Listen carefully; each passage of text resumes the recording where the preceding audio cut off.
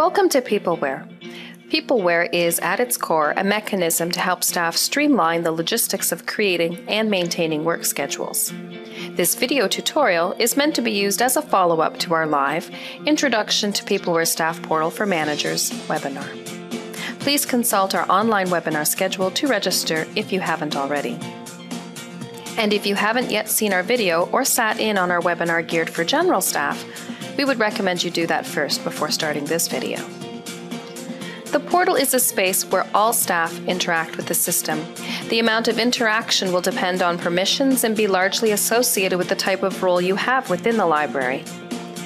In this tutorial, we will be showing the portal from a manager's perspective and demonstrating how managers that supervise staff and are responsible for approving absence requests can approve and modify those requests. We'll also show you how to make changes to requests. For staff that also help manage the schedule on a day-to-day basis, making substitutions and finding replacements, we'll review how the portal notifies you of problems and how you can locate qualified staff to fill a shift.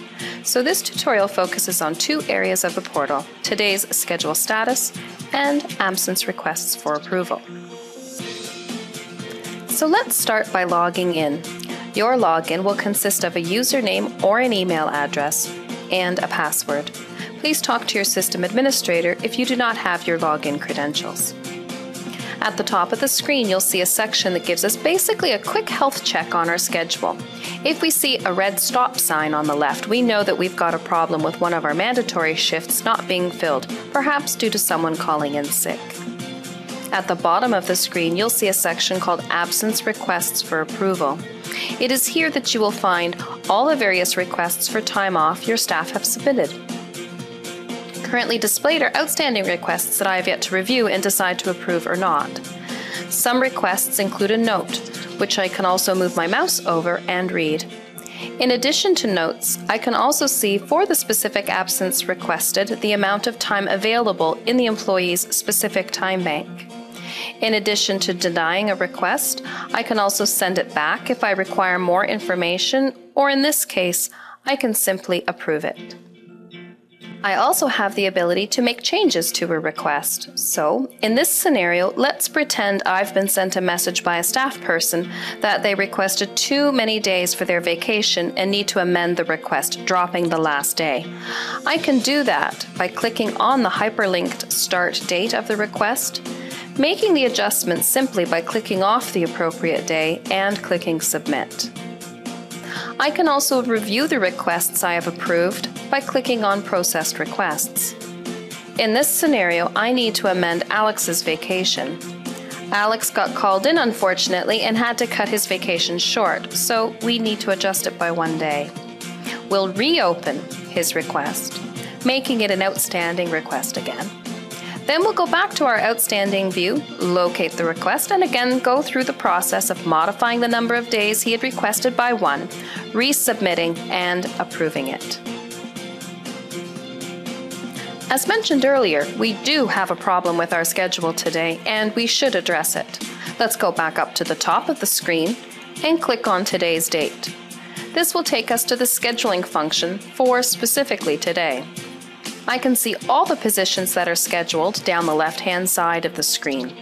I can also see that some positions are broken down into shifts. Some shifts are only of 1 hour in length, as you can see with our desk positions, and others are multiple hours, which is the case with the shift we need to fill in children's. By clicking on the red unfilled shift, two things will happen. First, the shift options box appears. This box helps us manipulate and modify a shift. And second, we see a list of potential substitutes at the bottom of the screen. This substitute list is made up of qualified staff who are able to do the position, but who are also generally available at this time. Some staff are working today, which is what the green check mark tells us. And some of these staff are working specifically during the time we need covered. This information will help me make a decision, as I might decide to pull someone from another department or position to fill in. However, in this scenario, I'm going to find out if Kristen is available. Since it is last minute, I'm going to call her to confirm. She agrees to come in, and I fill the shift with her name. In addition to a mandatory shift, which was in red, I've also got a shift that is white, which means it's optional and I don't have anyone scheduled. But I've also got a shift in yellow, which means I have a staff person tentatively scheduled. Let's pretend that Hannah has called in and has confirmed that she's able to make her shift. We then will need to toggle her shift from tentative to confirmed.